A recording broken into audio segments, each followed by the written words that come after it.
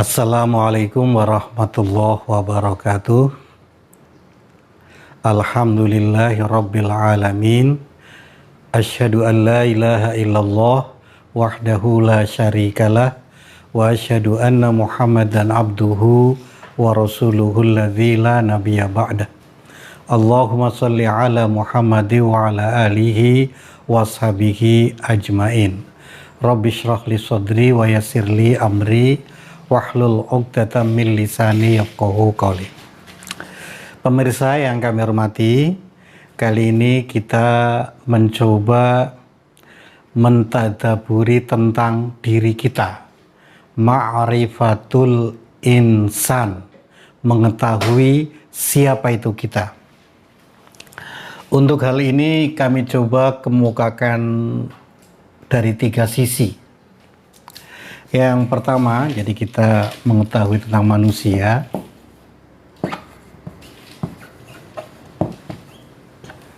Kita coba lihat dari 3 sisi. Sisi pertama dari sisi unsur manusia. Nanti sisi kedua dari sisi perjalanan manusia. Nanti yang ketiga dari sisi tugas manusia. Kita mulai dari unsur manusia. Kita ambil acuan Al-Quran pada surah As-Sajdah, surah ke-32, pada ayat 7 sampai ayat 9, Allah menerangkan tentang unsur manusia. Mana tadi penghapusnya? Saya harus pegang terus penghapus. Oh, di sana saja.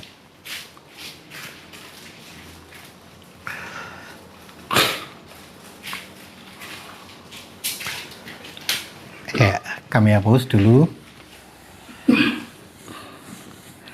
Dalam surah As-Sajdah pada ayat 7 dan ayat 8 itu Allah menerangkan tentang unsur jasad. Ya. Di Allah berfirman, A'udzubillahi minasyaitonirrajim. Bismillahirrahmanirrahim. Alladzi ahsana kulla syai'in khalaqahu wa bada'a khalqal insani min tin. Tsumma ja'ala naslahu min sulalatin mim ma'in mahin.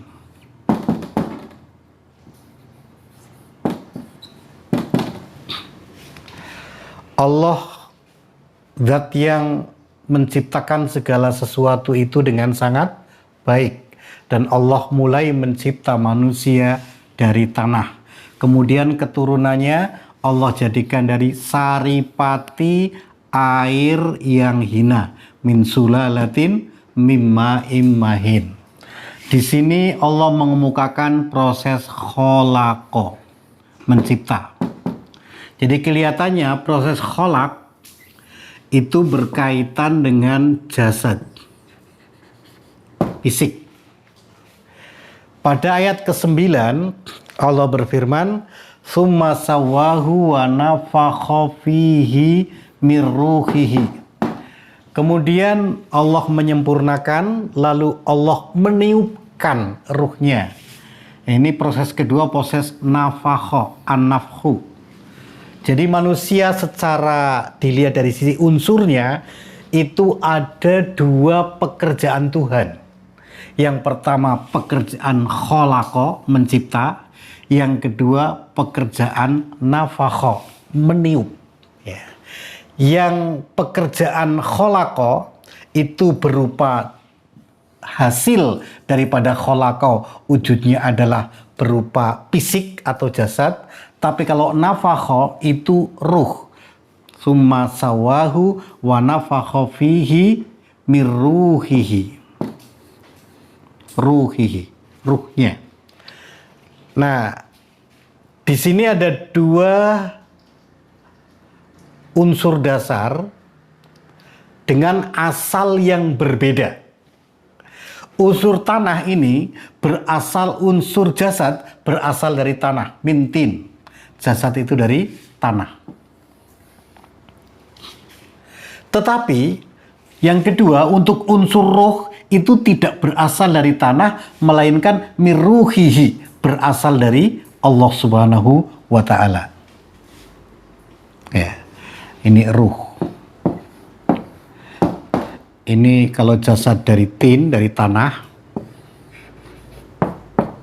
Kalau ruh, ini berasal dari Allah Subhanahu wa Ta'ala. Ya, jadi jasad itu adalah unsur mahin, unsur kehinaan, adapun ruh adalah unsur ketinggian. Yang dengan ruh ini Allah katakan, wa ja'ala lakumus sam'a wal absara wal afidah. Di sini ada as-sam'a, pendengaran, al-absar, penglihatan, al-afidah, hati.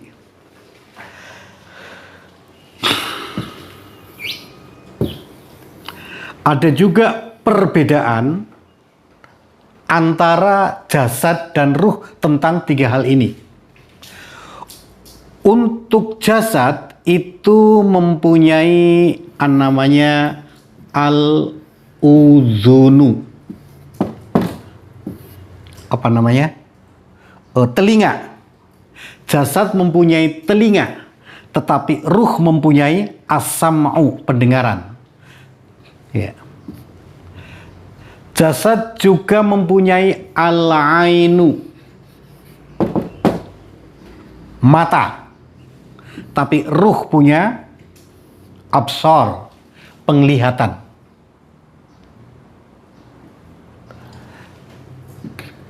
Jasad punya al-kabid, katakanlah, hati misalnya. Sementara ruh punya al-afidah, mengambil faidah.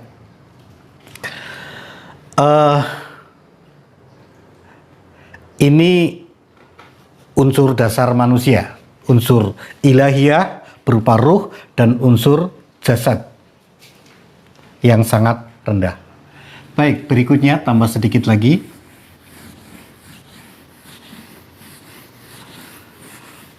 Masing-masing unsur dalam jasad kita itu akan selalu menekan untuk atau selalu menuntut untuk dipenuhi kebutuhannya.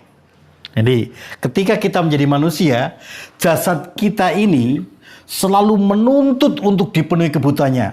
Ruh kita juga menuntut untuk dipenuhi kebutuhannya, gitu. Nah, karena jasad ini berasal dari tanah, maka kebutuhan-kebutuhan jasad semua yang juga berupa fisik yang berasal dari tanah. Makan, minum, tidur. Maka untuk memenuhi kebutuhan jasad, Allah menyatakan wal ardo wada'aha lil anam. Allah siapkan bumi. Bumi wada'aha, Allah memang meletakkan bumi itu lil anam, untuk manusia. Ya. Nah, lalu di dalam bumi ada apa saja? Fiha fakihatun wa nakhlu dzatul akmam wal habbu dzul asfi war raihan. Itu semua ada di bumi. Ya. Buah-buahan, belum lagi di sana ada lautan. Ya. Marajal bahraini yaltaqiyan bainahuma barzakhun la yabghiyan yakhruju minhumal lu'lu'u wal marjan. Di bumi itu ada lautan, di lautan itu ada mutiara, ada ikan dan lain sebagainya. Itu untuk memenuhi kebutuhan jasad. Untuk memenuhi kebutuhan ruh, Allah turunkan Al-Qur'an. Al-Qur'an. Jadi Jadi untuk memenuhi ruhiyah kita, ya, wa kadzalika anzalna ilaika ruhan min amrina. Ruh dari urusan kami. Karena ruh memang urusan Allah. Yas'alunaka anir ruh qulir ruhu min amri rabbi. Mereka bertanya tentang ruh, katakanlah ruh adalah min amri rabbi, dari urusan Tuhanku. Sementara Quran diturunkan ruhan min amrina. Ya, ruh dari urusan kami juga. Jadi nanti untuk memenuhi kebutuhan ruh itu Allah turunkan Al-Quran. Man kana aduwwan li Jibrila fa innahu nazzalahu ala qalbika. Siapa yang memusuhi Jibril, maka sesungguhnya Jibril membawa turun Al-Quran ala qalbika, untuk jiwamu. Oke. Nah, dari sini jelas nantinya manusia akan bahagia, akan sejahtera tergantung kecenderungan mana di dunia ini dia memenuhi kebutuhannya. Kalau cenderungnya hanya memenuhi kebutuhan fisik saja, dunia saja, lalu mengabaikan kebutuhan ruhiyahnya, maka itu manusia yang sengsara. Ya. Wa amma man tagha wa asarul hayatad dunya. Siapa yang melampaui batas, dia mengutamakan kebutuhan jasadnya, kebutuhan dunianya. Fa innal jahima hiyal ma'wa. Jahim tempatnya. Nah, ruh ini kan berasal dari Allah. Maka keinginan dasar, ya, keinginan dasar ruh adalah bergabung dengan Allah. Faman kana yarju liqa'a rabbih. Siapa yang mengharap ketemu Tuhan. Jadi kebutuhan ruh kita adalah kepingin ketemu dengan Allah. Nah, untuk bisa ketemu dengan Allah, Allah memberi fasilitas yang berupa Quran sebagai panduan bagaimana kita menyalurkan kerinduan agar bisa ketemu dengan Allah Subhanahu wa taala. Itu seperti itu.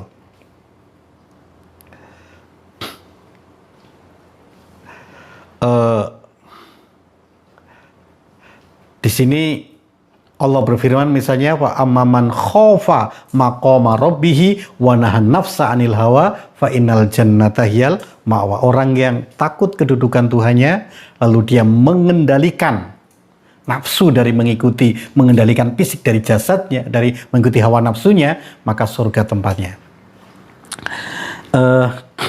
Itu tentang unsur ya, dari unsur sudah jelas sekali. Nah, orang yang hidupnya hanya memenuhi tuntutan jasmania saja, kata orang Jawa urip ki rasah mikir neko-neko, sing penting mangan wareg, nyandang rapet, turu anget, hidup nggak usah mikir macam-macam, yang penting tercukupi kebutuhan sandang pangan papan, maka itulah orang yang menjadi calon tetap penghuni neraka, tidak mau tahu tentang kebutuhan ruhiyahnya. Lalu yang kedua, orang yang memenuhi kebutuhan ruhiyahnya itu juga tidak boleh menafikan kebutuhan jasadnya. Nah, misalnya nasihat orang yang terpenuhi kebutuhan jasadnya tapi ruhnya kosong. Nasihat kepada korun, ya. Jadi warga menasehati korun. Apa isi nasihatnya? Wabtaghi fima atakallah darul akhirah. Wahai korun, apa yang Allah telah berikan kepada kalian, manfaatkanlah untuk memenuhi darul akhirah, untuk mendapatkan kebutuhan ukhrawi Anda. yakni manfaatkan kekayaan yang seperti itu banyaknya dalam rangka sebagai sarana untuk memenuhi kerinduannya ketemu dengan Allah. Manfaatkan itu.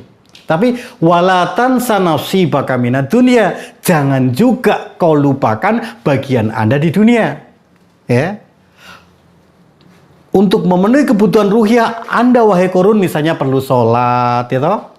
Tapi untuk sholat kan perlu sehat, untuk sehat perlu makan. Nah, kebutuhan memelihara kesehatan itu dengan memakai kebutuhan jasmani, makan, pakaian, dan lain sebagainya. Silakan kebutuhan jasad dipenuhi, silakan punya mobil, punya motor, punya makan lezat, berpakaian indah, silakan. Tapi manfaatkan itu semua dalam rangka untuk dijadikan sarana memenuhi kerinduan kita untuk ketemu dengan Allah Subhanahu wa taala. Wabtaghi fima ataqallah darul akhirah wala tansa nasibaka minad dunya. Seperti itu. Baik, barangkali ini tentang unsur.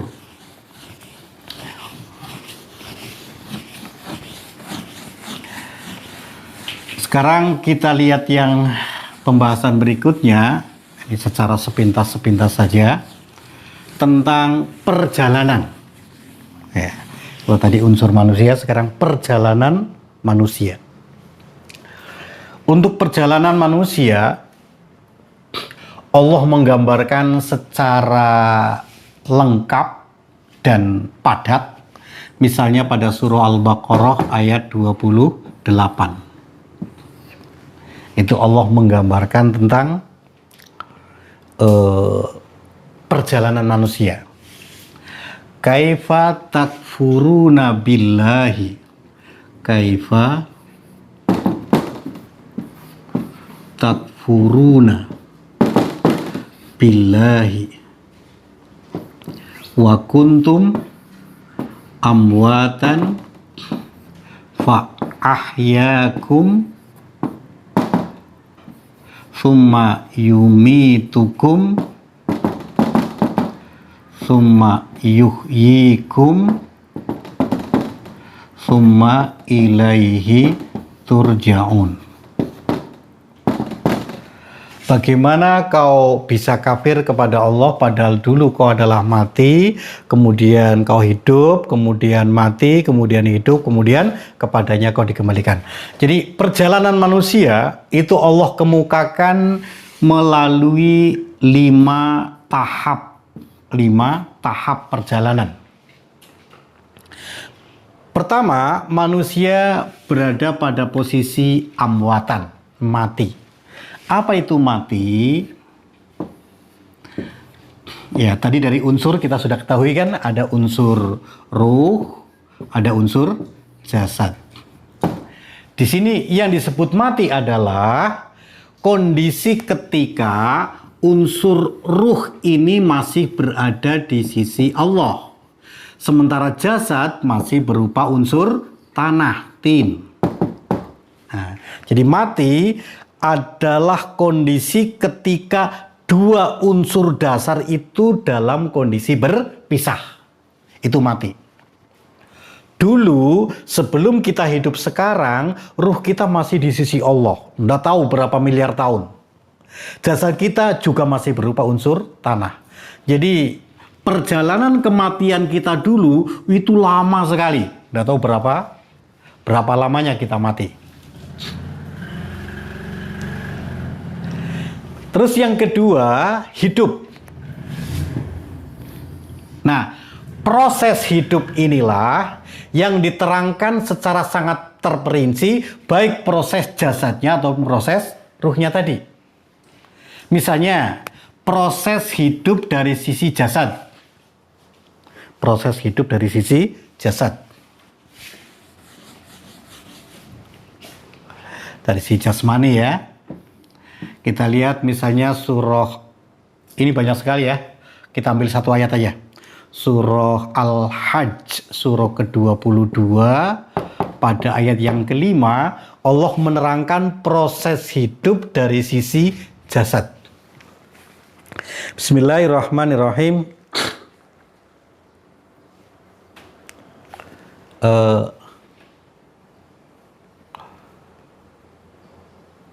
Kok saya agak lupa ayatnya. Bentar, aku cari dulu.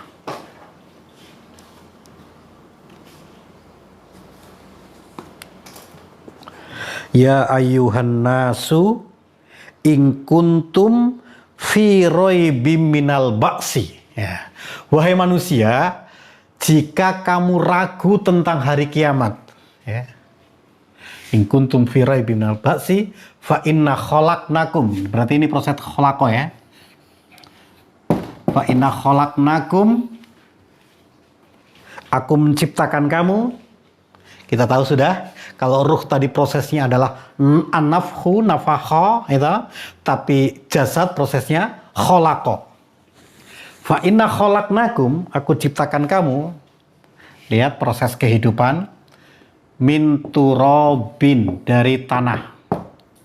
Summa min nutfatin, sperma. Summa min alaqatin, alaqah. Alaqah itu menggantung. Jadi dia posisi sperma ketika ketemu dengan ovum, dia menggantung di rahim ibu. Summa min mudghatin, dia akan membelah menjadi mudghah. Mudghah itu kayak bahasa madghah, itu apa namanya itu? Kayak mengunyah-unyah, kayak daging yang dikunyah-kunyah. Jadi seperti itulah prosesnya berikutnya. Sigot barangkali ya. Summa min mudghatin mukhallaqatin wa ghairu mukhallaqah. Jadi mudghah itu ada yang menjadi makhluk dan ada yang tidak menjadi makhluk. Jadi kan kalau kita melihat dalam ilmu biologi, katakanlah unsur turab, unsur tanah, ya, dimakan oleh bapak dan ibu kita, baik unsur nabati ataupun unsur hewani. Nabati seperti nasi, sayur bening, cah kangkung, itu nabati. Hewani kayak ikan bakar, gulai, sate. Begitu dimakan, itu kan jadi daging, jadi tulang. Di antaranya ada yang jadi sperma atau ovum untuk ibu, sperma untuk bapak. Ketika ketemu antara sperma sama ovum, katakanlah sperma sampai 30-60 juta banyaknya, ini salah satunya nanti ada yang ketemu dengan ovum dan jadilah dia mulai membuahi dan membelah. 2, 4, 8 begitu. Nah, kalau membelahnya dengan posisi seperti itu terus dengan deret ukur 2, 4, 8 itu nanti mudghah itu akan menjadi bulat karena membelah-belah terus itu.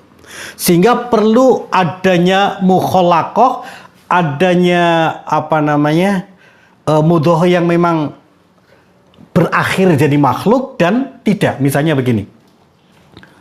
Ketika Allah membuat jari, pada awalnya kan nempel semua gitu kayak jari bebek ya. Tapi pelan-pelan begitu, itu antara ibu jari sama jari telunjuk, itu sel-selnya nanti akan, bahasa kita bunuh diri, ya bunuh diri. Sehingga terbentuklah jari seperti itu. Begitupun lubang hidung, ada sel yang bunuh diri sehingga berlubang. Begitupun telinga. Nah, kalau tidak ada yang bunuh diri atau ghair mukhallaqah, maka akan ngumpul semua dan jadi manusia jadi bulat ya, bola. Begitu ya. Nah, beginilah luar biasa Allah proses menciptanya memang begitu detail Allah kemukakan dalam Quran. Ada mukhallaqah, ada ghair mukhallaqah, sehingga hidung bisa berlubang, begitupun telinga, begitupun jari tangan, kaki dan sebagainya. Ya. Linubayyina lakum. Begitulah cara Allah menjelaskan kepada kita cara proses khalaqah seperti itu. Berikutnya wa nuqirru fil arham. Kemudian kami tetapkan dalam rahim ya, ila ajali musamma, terus menjadi apa? Janin, menjadi janin. Summa nukhrijukum tiflan. Kemudian dilahirkan sudah dalam bentuk tiflan, dalam bentuk bayi. Bayangkan proses kholak, Allah mencipta fisik itu dari turab, dari tanah sampai jadi bayi. Mana ada industri yang mampu ya membuat tanah menjadi bocah. yang bisa melebihi industri mesin yang ada dalam rahim manusia. Ini luar biasa nih proses kholak. Proses kholak. Summa litablughu asyuddakum. Kemudian kamu pada sampailah tingkat kedewasaan. Sekarang kita berada pada tingkat ini. Jadi 1, 2, 3, 4, 5, 6, 7. Kita sekarang dari sisi kholak, kita sudah berada pada fase nomor 7, dewasa. Setelah dewasa apa? Summa liyatlughu asyuddakum wa minkum mayyutawaffa. Kemudian kita akan meninggal dunia. Wa minkum mayuraddu ila ardhalil umur. Di antara kita nanti ada yang dipanjangkan umurnya sampai tidak tahu apa-apa. Nah, inilah proses kholak yang ada sekarang ini, ya. Adapun ruh, telah kita tahu ini proses kholak dari sisi jasmani. Pada sisi ruh itu ketika kita sudah nukiru fil arham, gitu, maka Allah tiupkan kepada kita wa nafakha fihi min ruhihi, ruhnya. Begitu. Baik. Kita sepintas-sepintas saja.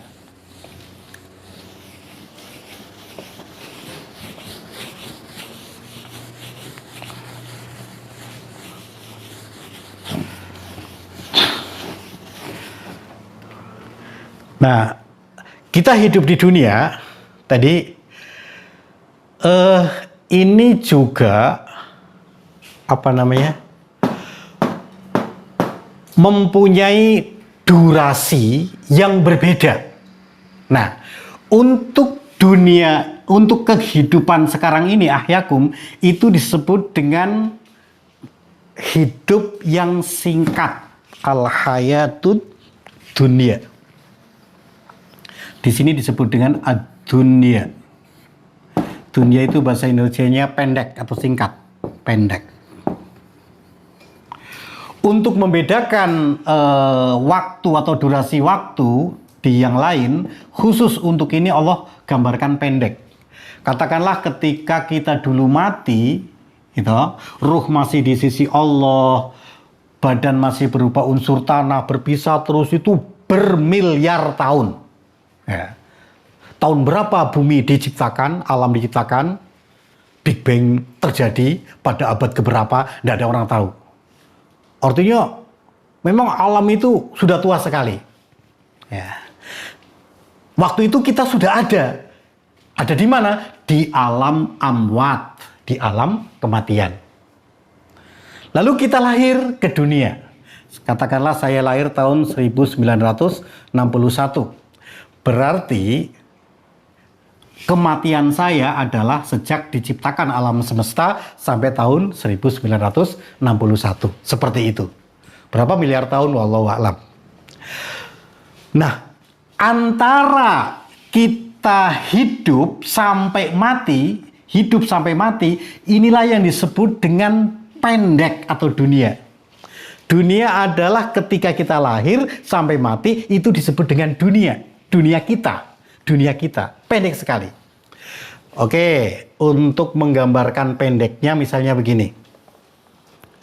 Untuk menggambarkan pendeknya dunia, misalnya kita ambil Al-Quran surah Al-Hajj, ayat 47.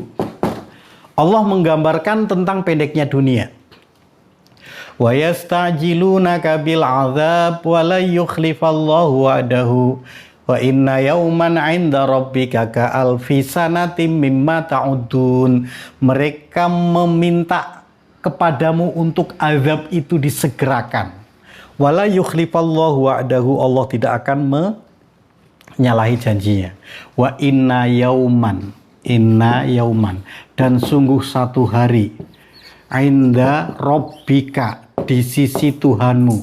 Ka alfi sanatin. Ya, seperti 1000 tahun, mimma ta'udun, menurut tahun yang kamu hitung. Ya. Ayat ini bisa menggambarkan pendeknya dunia. Satu hari di sisi Tuhanmu itu sama dengan 1000 tahun menurut tahun yang kamu hitung. Nah ini ta'udun. Jadi ada inda rabbika, ada ta'udun. Oke, kita mulai dari ta'udun.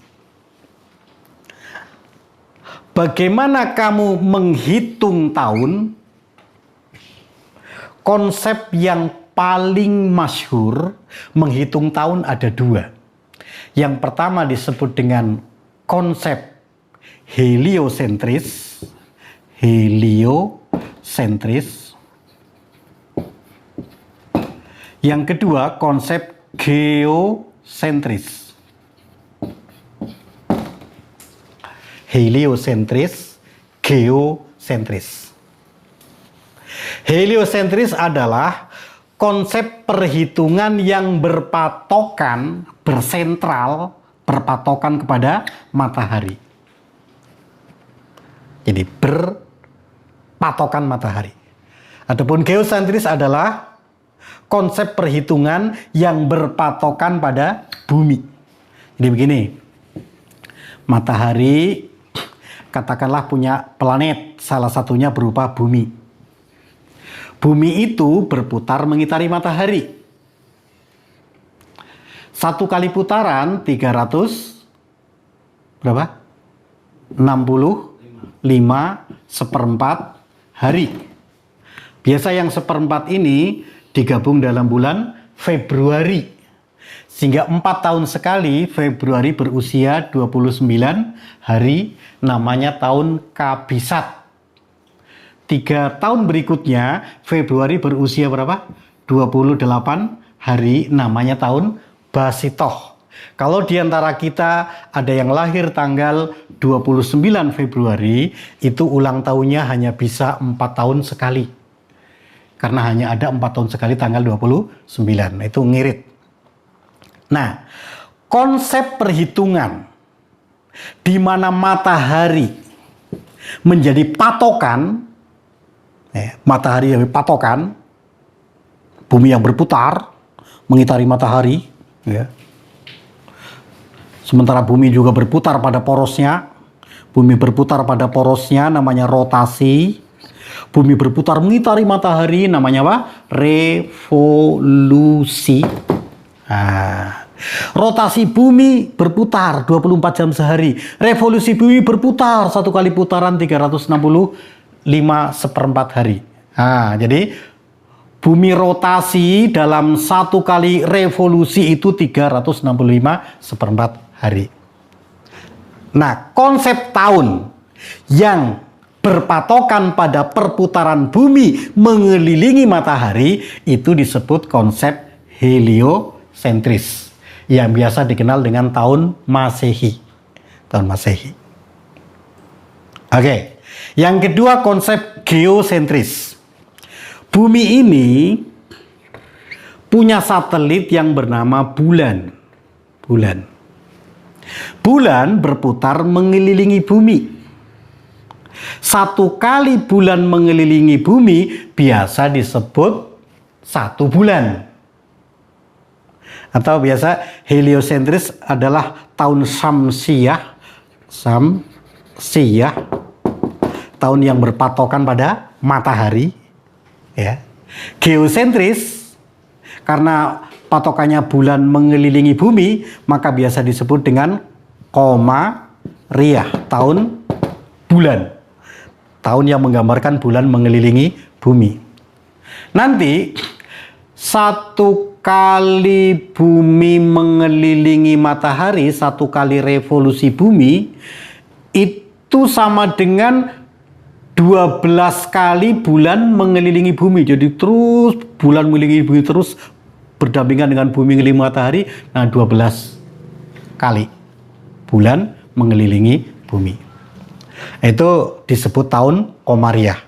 Mulai apa? Muharram, Safar, Rabiul Awal, Rabiul Akhir, Jumadal Ula, Jumadal Ukhra, Rajab, Sya'ban, Ramadan, Syawal, apa namanya? Habis Syawal, Safar, habis Syawal, apa lagi? Dzulqa'dah. Baru sekarang terakhir Dzulhijjah tanggal 1 ya. Nanti besok pagi tanggal 1. Baik. Nah, kita lihat bahwa konsep tahun yang kamu hitung ini disebut dengan dunia, disebut dengan pendek. Contoh pendeknya begini. Apabila idza syamsu kuwirat, matahari tergulung. Idza nujumun kadarat, bintang-bintang bertabrakan. Idza zulzilatil ardu zilzalaha, bumi pun tergoncang dan hancur. Oke, lihat. Ketika seluruh benda di jagat raya ini musnah, hancur semua, matahari hancur, bumi hancur, bulan hancur, ya,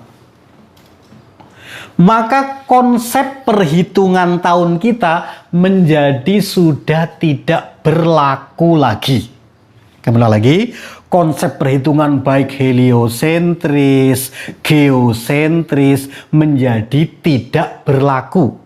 Karena apa? Matahari sudah hancur, bumi sudah hancur, bulan sudah hancur, sehingga tidak ada lagi perhitungan tahun. Itu disebut dengan akhir zaman. Akhir zaman. Tapi kan waktu masih berlalu, waktu masih berlanjut. Hanya jagat raya sudah hancur, tapi waktu tetap ada. Oke.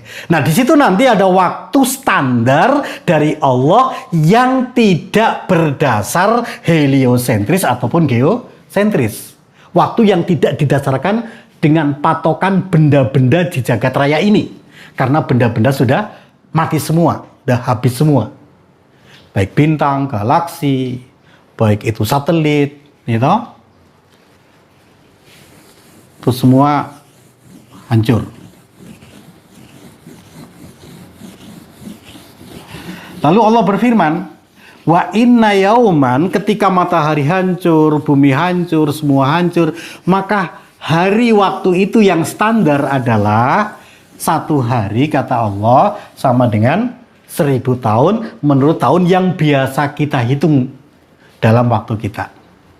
Oke, mari kita lihat. Satu hari sama dengan 1000 tahun. Nah, ketika kita dijatah hidup oleh Allah misalnya 70 tahun, sebenarnya kita hidup berapa jam? Nah, begitu ya. Untuk menggambarkan al-hayatud dunia. Saya pernah menghitung, ya, ini bahasa apa namanya? Bahasa berhitung zaman bahula. Itu ya 70 per 1000, katakanlah kali 24 jam sehari, ya. Ketemunya berapa? Ketemunya 1 jam 41 menit. Ya. Jadi 70 kali 24 dibagi 1000. Nanti ketemunya 1 jam 41 menit. Berapa detik gitulah, dikit. Nah, inilah yang disebut dengan kehidupan yang sangat singkat itu.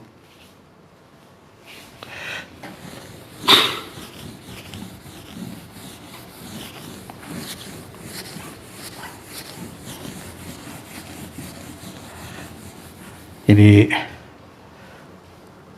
Allah menciptakan durasi waktu yang paling pendek ini itu khusus, memang khusus, yang mempunyai fungsi.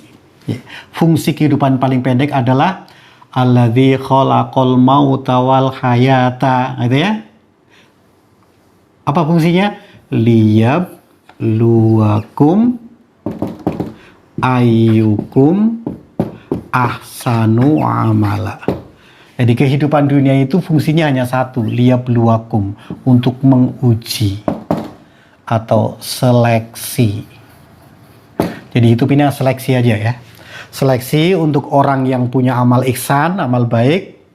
Kita tahu tadi, amal baik adalah orang yang memenuhi kebutuhan ruhiyahnya, ya, menjadikan kebutuhan jasmaninya sebagai sarana dalam rangka memenuhi kebutuhan ruhiyahnya. Kita sudah lihat dalam unsur tadi ya. Itu orang yang ahsanu amala. Udah berapa menit itu? Banyak juga ya. Kalau begitu selesaikan sedikit lagi.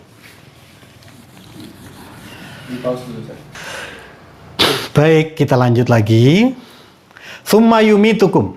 Jadi ini kalau seleksi, maka dalam seleksi ada dua macam. Ada orang yang lulus seleksi dan ada orang yang gagal. Yang lulus adalah ahsanu amala, ya. Orang yang menjadikan, orang yang memenuhi kebutuhan fisiknya sebagai sarana untuk memenuhi kebutuhan rohaninya. Ya, fisiknya dipenuhi, kita makan, kita minum, kita berpakaian. Dalam rangka apa? Dalam rangka untuk melaksanakan Al-Quran sehingga kerinduannya kepada Allah bisa pelan-pelan terpenuhi. Nah, seperti itu. Orang yang gagal adalah orang yang tidak mau tahu terhadap kebutuhan rohaninya. Sumayumitukum, kemudian kita mati. Ternyata mati ini juga berproses, enggak langsung gitu ya. Kita lihat kematian itu Allah menyatakan punya rasa. Kullu nafsin dha'iqatul maut. Orang yang bernyawa itu merasakan kematian. Nah, kematian rasanya kan ada dua ya, ada dua. Ada yang sengsara dalam menjalani prosesi kematiannya, ya. Seperti misalnya kita baca Al-Quran surah Muhammad, ya, surah 47 ya. Allah berfirman, fakaifa idza tawafathumul malaikatu yadribuna wujuhahum wa adbarahum. Bagaimana nanti ketika malaikat mematikan mereka, yadribuna, malaikat memukuli wajah mereka dan punggung mereka. Jadi ada kematian dalam kondisi sangat sengsara karena dipukuli oleh para malaikat. Dan kita tentu tidak tahu zaiqah, bagaimana rasanya dipukuli oleh malaikat. Ya, karena kita di dunia belum pernah dipukul malaikat dan nanti hanya akan dipukuli ketika kematian, sehingga boleh dikatakan kematian itu adalah kesengsaraan dan penderitaan yang belum pernah dirasakan sepanjang hidupnya. Nah, seperti itu. Karena bentuknya dipukuli oleh malaikat. Bahkan Allah menyatakan yadribuna, malaikat memukuli, ya, yadribuna. Itu memakai memakai jamak. Jadi malaikat banyak sekali yang memukuli, tidak sedikit. Ada yang memukuli wajah, punggung, kaki dan sebagainya. Pokoknya dikebuki. Yang kedua, ada orang, sedikit lagi tambah lagi. Siapa orang yang matinya dipukuli malaikat? Ini kan ayat 27 dan 28 ya. Dalam ayat 28 Allah berfirman, dzalika bi annahum taba'u ma'ashatallah, orang yang sehari-hari sepanjang hidupnya mengikuti apapun yang membuat Allah murka dan tidak senang kepada keriduan Allah, ya. Apa perintah Allah ditinggalkan, larangan Allah justru yang diterjang, itu nanti matinya dalam kondisi dipukuli malaikat. Yang kedua, ada orang yang menikmati proses kematiannya, gitu. Jadi proses kematian dinikmati. Contohnya kita lihat pada surah Al-Fajr ya, surah 89 ya, ayat 27 juga sampai 30. Ya ayatuhan nafsul mutmainnah irji'i ila rabbiki radiyatan mardiyah. Pulanglah kepada Tuhanmu dengan radiyah, dengan puas sekali. Jadi ada orang yang sengsara sekali, ada orang yang puas sekali. Jadi kematian adalah kesengsaraan yang luar biasa yang belum pernah dirasakan di dunia, atau kematian adalah merupakan kepuasan yang luar biasa juga yang belum pernah dirasakan. Begitu. Radiyatan mardiyah. Itu buat orang yang nafsul mutmainnah, yang jiwanya tenang. Artinya orang hidupnya zikir pada Allah bertuhan. Baik. Setelah kita mati, baik dengan rasa senang ataupun dengan rasa sedih, ya,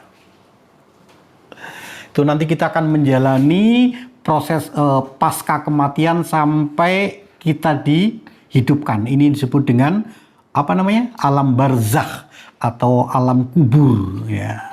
Alam kuburun, alam barzakh. Di situ orang ditempatkan sesuai dengan ketentuan Allah. Orang yang mati syahid ditempatkan di mana itu? Burung hijau ya. Nanti Nabi Adam nabi-nabi ada yang ditempatkan di langit ke-5, ke-6, ke-7. Ya, kita ditempatkan di mana?